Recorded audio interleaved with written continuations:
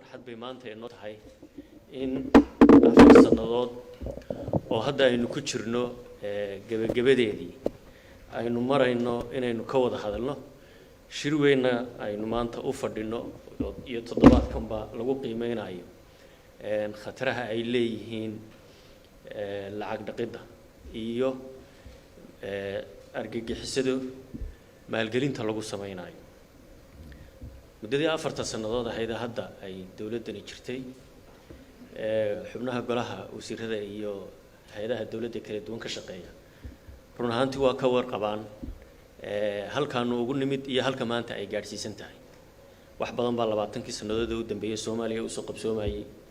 haddana markii dawladdan la dhisay sidee baynu hore ugu sii qaadi karnaa arrimaha dhaqaalaha arrimaha amniga u xoojin karnaa siyaasadda horumar uga sameyn karnaa iyo arrimaha bulshada haddii aynu isniraahno aminta gaaban shirkan aynu u fadhino kaga sheekeeya shuruucda iyo siyaasadaha kala duwan ee golaha maray wasiirada maray golaha shacabka iyo aqalka saraba madaxweynuhuna sharci ku soo saaray lagu xakameynayo arrimahan oo dhan wax lagaga qabanayo maanta dhan kama bixi karno laakiin waxaan rabaa inaan idin xasuusiyo dhowr shay oo amnigii iyo dhaqaalihii waa isku xidhan yihiin siyaasadda iyo arrimaha bulshadu haba inoo dambayso laakiin mawduucan aynu ka hadlayno in lacag la dhaqayo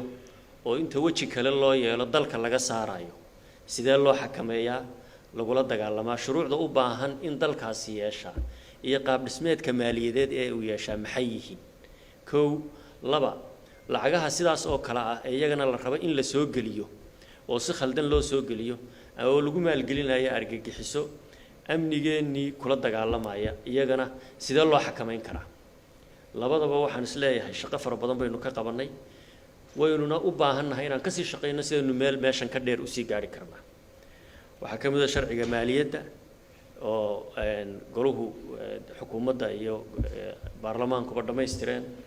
waxaa ka mid ah shuruucda kale ee kaabaya maaliyadda lagaga shaqeynayo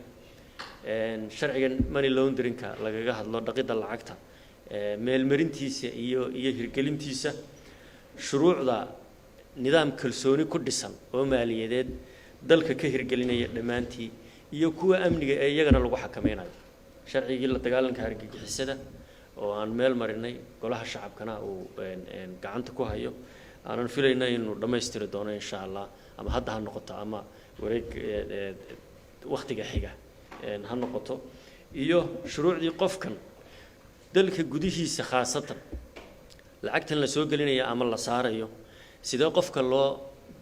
ogaan karaa cidda lacagtan leh qolihiina bangiyadu KYC baa u taqaanaan ama aqoonso garo macmiilkaaga adiga lacagta ku dhiganaya ama lacagta doonaya loo soo diray inuu la baxo marka waxyaabahaas oo dhan run ahaantii waan ka wada warqabnaa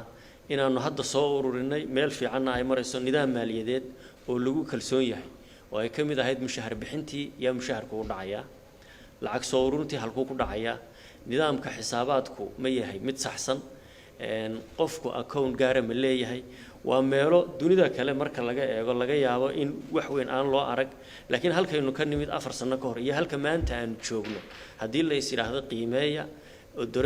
daraaseeya maxaa qabsoomay halkeenu taaganahay run ahaantii waxa muuqatay in shaqo weyn oo ballaaran ee laga qabtay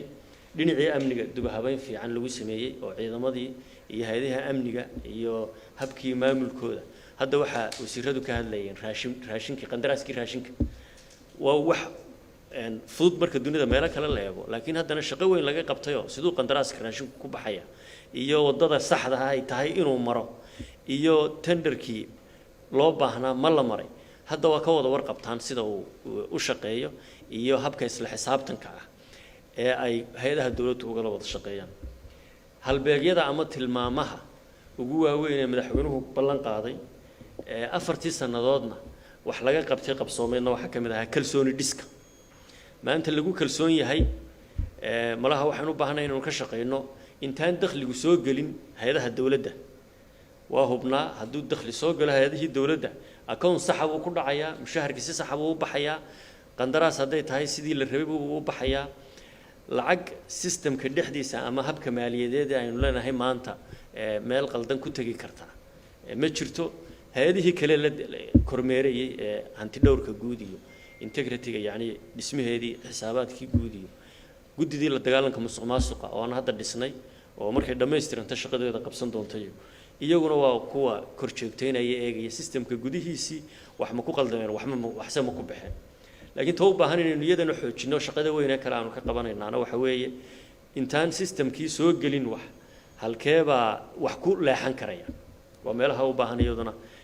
shaqada weynna ku socota in la sii saxo oo aragteen in garsoorka iyo hay'adaha fulintuba wax badan ka qabteen cid kastoo lagu tuhmay ama lagu helay in ay wax leexsan waxaan doonayaa markaa inaan u soo noqdo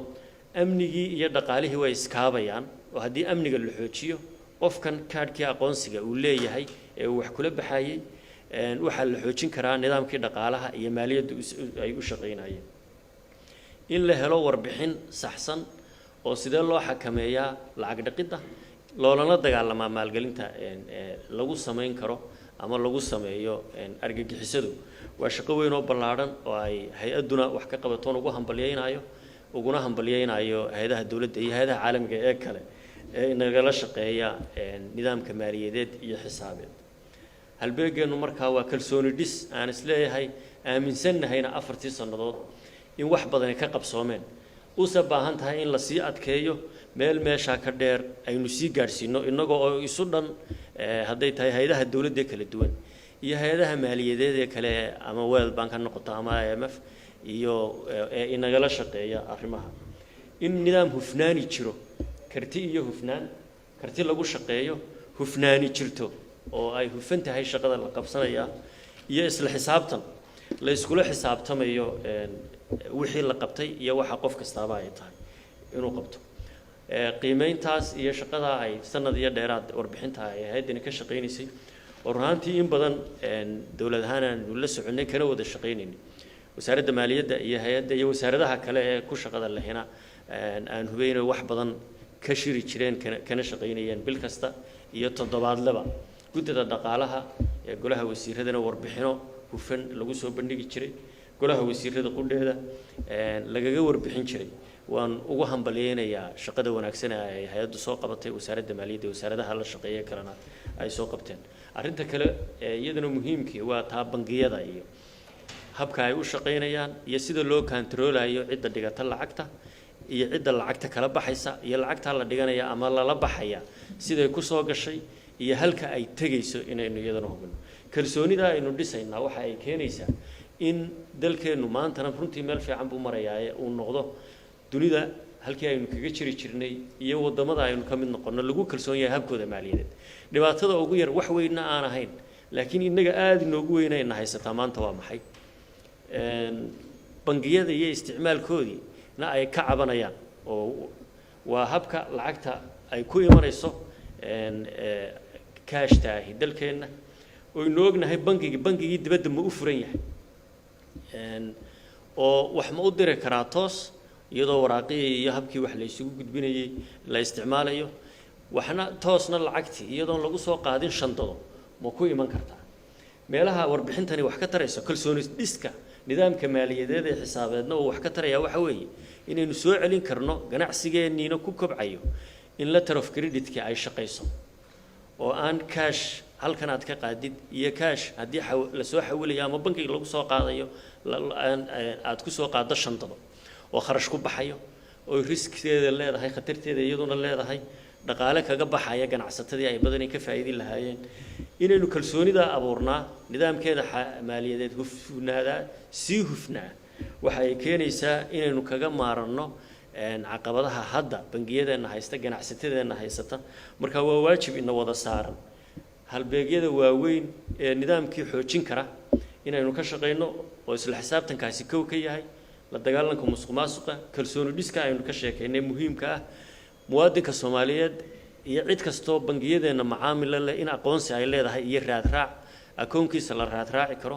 sharciga isgaarsiinta ayaa kamid ahaa meelaha xoojinta wax lagu aan ka shaqeyno sharciga ugu horeeyay ahaa la garan karo qofkan akoonka leh mobile waa kuma ilaan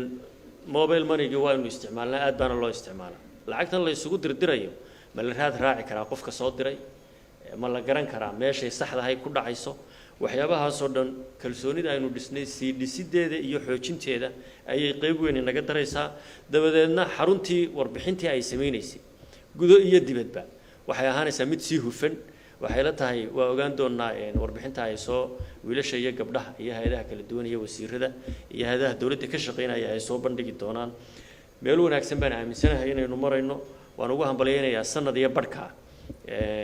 warbixinta aad ka soo shaqeyseen oo soo bandhigi doontaan oo qabateen iyo urur goboleedka aynu ka tirsannahay warbixinta 2024 aanu rabno inaynu geyno oo aaminsanahay haddii 4 sanadood xawligaynu aragnay aynu ku soconay halkaynu maanta joognana ilaahay mahadi ku soo gaadhnay siyaasad hufan iyo aragti fog na ku dhisnayd maxay ku timaadaa Soomaalidu geel duq baa loo tumaabay tiraahdaa dadkuna dhaqan labaadna waan leenahay oo dad midaysan oo wada jira laakiin haddana garba siman afka qalaad waxa lagu yiraahdaa egalitarian society hogaamiyuhu waa first among equals dad siman ayuu hogaamiye u yahay nidaamkan Soomaali is ogolkaas hogaamiyuhu odaygay noo yahay geela duqa loo tumanay noo yahay haddii isagu uu dhiso hab hufan oo kalsooni ku dhisanna dadku waa indha ku garaad leh annaasu maca diini mulukihim culimada ay noo sheegaysa xadiis ba mise waa mahmaah carbeed ya laakiin waa xaqiiqo dhab oo jirta ya waa tii geeleeda Soomaalidu sir geel duq baa loo tumaa soo maaha hadduu duqu hab wanaagsan u dhaqmo geela kale oo dhan waa daba raacaya anu 4 sanadood waxaan qirayaa madaxweyne Farmaajo in hufnaan iyo isla xisaabtan iyo banyaal iyo la dagaalan musuqmaasuq dalkan uu ka hirgeliyay intayadii yaryaraydna ee odayga oo ahaana waa ku dayano sidiisii baan u shaqeynaa haddii mid damac khaldani ku jiraan ugu jiri lahaa la duqi baa laga baqanayaa la isleeyahay arma af libaaxad gashay marka 4 sano haddaan xawliga ku soo soconay waxaan hubaa meel ka dheer inaynu gaari karno 2024 marka hanagala bakhaylina inaydu mar dambe kalsoonida ay aaminka aadna siiseen aadna siisaan si dalkan meel ka dheer meeshu gaari aanu si gaarsiin waa mahadsantihiin shirku waa inoo furan yahay waa idin salaamaya dhamaantiin waan u hambalyeeynaa xarunta iyo wasiirka maaliyadda iyo wasiirada guddida ka tirsan iyo shaqaalaha lafdhabarta oo ah wasaaradda maaliyadda runtii Jaafar iyo rag badan oo marar badan ay ka mid yihiin iyo gabdhaba iyo bangiga gudoomiyaha dhamaantiin shaqo fiican baa qabateen anigu 4 sanaba